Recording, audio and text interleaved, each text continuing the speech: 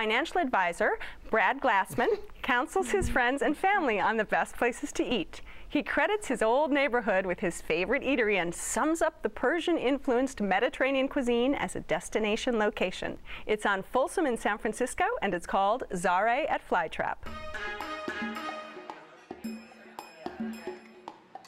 My name is Zaré. I'm chef owner of the Zaré at Flytrap. The name of Flytrap started 110 years ago. This is the fourth location. In the past 100 years, it's been under one immigrant story, and hopefully since 2008, I can make it another 100 years of another immigrant story. I came to the United States in 1986. I have no idea about cooking, but my brother had a restaurant called Billboard Cafe. Working as a busboy showed me how to have a customer service and also practicing my English. And eventually, I loved it so much, I went to kitchen. I'm a self-trained chef, and I build my own recipes and my own style. I am doing a Mediterranean food with Persian influence.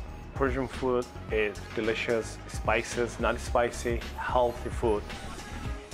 We have an amazing happy hour, amazing crowd. Just watching them having fun here is the biggest joy for me and for my staff. I believe food brings the people together. Even in Persian New Year or some other occasion, I throw a party here. I make one long table. I make everybody sit together, and next result, new friendship, new business partnership, maybe new marriage, and I'm a happy guy.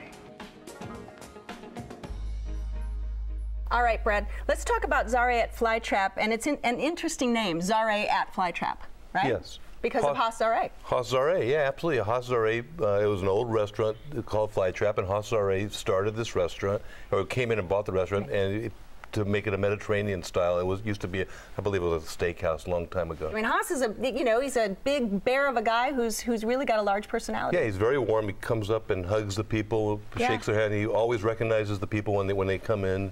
Yeah. He always is there to make sure that your food is delicious, and he delivers a lot of the food to the table. And tell me about some of the dishes that you eat. Well, my #1 appetizer is the pistachio-crusted meatballs.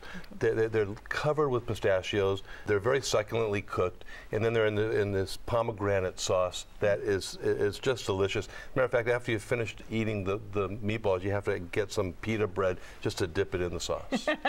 Yeah, we got those too. Did you have the meatballs? They were so juicy and just kind of perfectly cooked.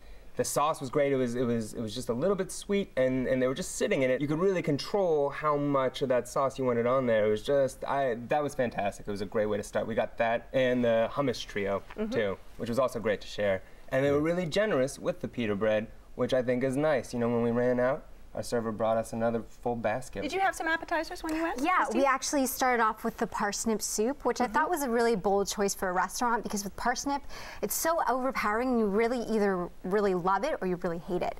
But I thought it had a really good weight to it. It was topped with a little bit of cream and a little bit of Dungeness crab to add that little bit salinity, and so it made for a really balanced dish. We also had the clams and mussels in a traditional Mediterranean broth, which we were really excited about because traditionally, when you get clams or mussels, it's in like a garlic butter lime sauce. But this was different, and the waitress even made a remark that one person who came in actually asked her to put a sauce in the little bit of a martini glass to sip it. to drink the sauce? Yes, That's great. But we had really high hopes, but it just fell. We were a little bit disappointed. The parsnip soup was great. Right. It was delicious. And did you have any wine with it? Because Haas himself is of Persian influence and loves wine, and just sort of an icon in the Bay Area in terms of where he's cooked. And I got to tell you, I had no wine that night. I've had wine there before. His wine selection is beautiful. Right. But I had the Agave Inferno, which is his version of the margarita, but with a kick. Just delicious. So I had one of those, and then somebody had the Pisco Sour, so I took a little sip of theirs. We were having a great time. And do you remember what you had for dinner after all that? Yeah. The lamb, it's in a broth with vegetables and potatoes. It falls off the bone. You don't even need a knife to cut into it. And it's fantastic. But I think I prefer my wife's short ribs.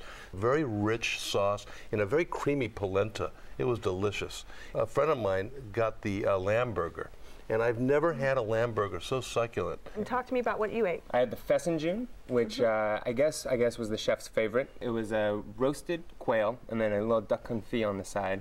It was beautiful. It was really great. You know, the little quail sitting there and the confit and then all these sides and the whole, it looked regal. I felt. I have an image of the little quail sitting there. He did. He was just like on his back, his little legs. But it felt like really kind of indulgent and kind of kingly. Plenty to kind of get your fork and knife into. He wasn't a bony guy. He was fleshy. He was fleshy. He was a real fleshy. He could have just gnawed in. Yeah, it was Rubenesque quail. It was, and then we did share too. The short ribs were amazing, and my girlfriend got salmon with a little sauce on it. The salmon was just okay, but the Israeli couscous it came with was delicious, perfectly cooked, just really nicely spiced. And I just kept reaching over. And I have a feeling you did that with your wife. Yeah, after it got passed, still the fork kind of wanders over to the side. You know, looking one direction, fork goes in the other. I'm sitting between these guys, Christine. Help me out here. Come on. And what about desserts? Yeah, we got the baklava with a little bit of a rose preserve. I thought it was great. Yeah, it's purportedly, they said, the best in San Francisco. The staff was very, I just have to add, the staff was very educated. Our waitress was South African, and her descriptions of the menu items could have come from like a food journalist. Did you have the baklava? I had the baklava too. Yeah, I'm not even a big baklava person, but it was so highly recommended, and it was tasty. But we also got the goat cheesecake, which was fantastic. The texture, it was just so light and fluffy, not like that dense cheesecake that I'm used to. And then the goat cheese was great in there too. That was just delicious. So I ate more of that than I did the little baklava. tiny pillows of cheese. Yeah, I would sleep on that cheesecake. Absolutely. All right, this is your spot. Give us a quick summary. Make this a destination place, or if you live in the neighborhood, you have to go there because you get a great meal. You get to see Hoss Zaré, and he will come to you, and you'll feel like you're eating at home. All right, and Mac?